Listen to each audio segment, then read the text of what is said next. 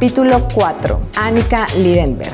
Ilustradora, muralista y tipógrafa, Annica Lydenberg logra mezclar perfectamente el mundo corporativo y el mundo artístico para desarrollar no solo ideas publicitarias, sino también ideas que sean relevantes para su comunidad. Y así, siempre salirse con la suya. Annica, bienvenida a Poderosa. Hi, my name is Annica Lydenberg. I do work under the name Dirty Bandits. I'm an illustrator, designer, and mural artist. I studied art when I was in school, and when I graduated, I went into working full-time in design for about a year and a half. I started a t-shirt company with a friend, and then that turned out to not be a good way to make any money. So I turned my focus more to web design, which is where I was able to really build my business and get Dirty Bandits off the ground. After about 8 years of designing banner ads and working on websites, I decided to shift my focus entirely to hand lettering.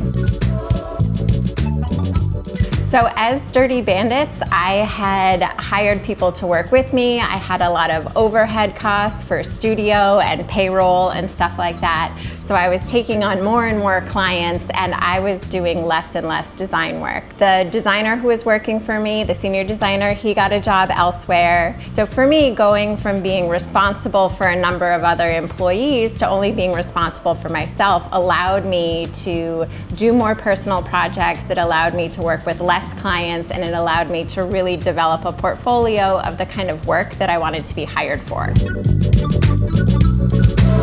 When I went to school, I just studied art. In 2011, I went to Cooper Union and studied typeface design at Cooper Union. In recent years, brands have really shifted to wanting to align themselves with artists. I think that my entry point into being able to collaborate more with brands was through my own personal work and sharing that more.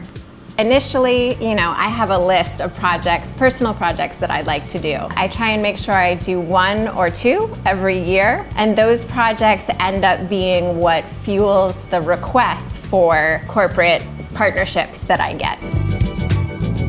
So the most important part of any project that I do, whether it's a personal project or if it's with a brand, is the research phase.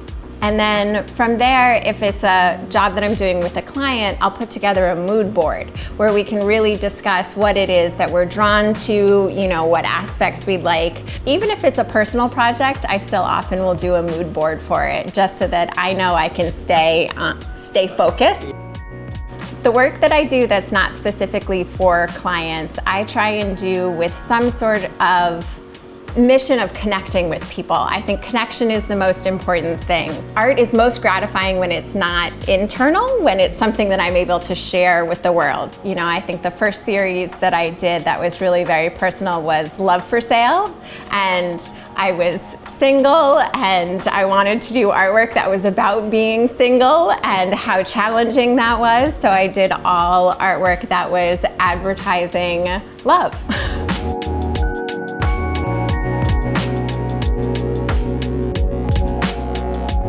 If I could give advice to my younger self starting out, I think I would definitely say to take more risks. I was very timid when I was growing up. I was very shy, very quiet. I don't think that served me very well starting out as an artist. A project that I did that really helped me realize what impact I could have as an artist was to work on the series You Are Not Alone. And this is a mural series that I've curated with my best friend, who's a writer and author. And she wrote a book about living with anxiety disorder. And it's been 3 years since we started the project. It's been a lot of time that we've taken away from our families and from our work to spend on this project. But the aim of this project is to raise awareness about mental health issues. When people share their work, not only are they sharing a gift that they have for creating the work, but they're sharing their own very personal stories. So to be able to see the impact that this project has had on other people and the way that it has allowed people to open up and connect with their own community has been really, really exciting. One thing that I did a lot early on in my career is, as a freelancer, you panic that you aren't going to have enough work. So a lot of times I have not placed the value that I should have. My father gave me some great advice. He said, if you keep on saying yes, you're not going to have room for the projects that come to you that you really do want to do.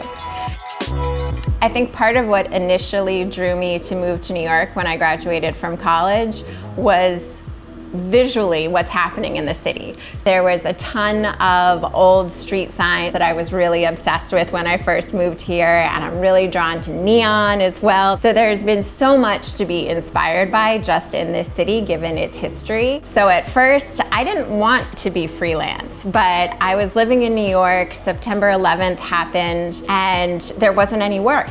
And so I was forced to be freelance way before I was comfortable with it. And ultimately, it fills me more and it leaves me room to do these personal projects. I have not always enthusiastically chosen this path, but I'm very grateful that it's what I've done. Working in a field where it is historically more dominated by men, it's really interesting to try and figure out what my place is in this world. I have chosen to work with companies that have positive messages about inspiring women for sure, and that is something that's very meaningful to me. I have always struggled with asking for more money for projects, really standing up for my design and feeling like I could sort of fight for the decisions that I knew would be better design decisions in a given situation. And it gets easier over time. It's never going to be comfortable at the beginning. Be honest with yourself, be honest with the people that you're working with, and I think that people will value that more than anything else. When you trust yourself, it makes it easier for other people to trust you.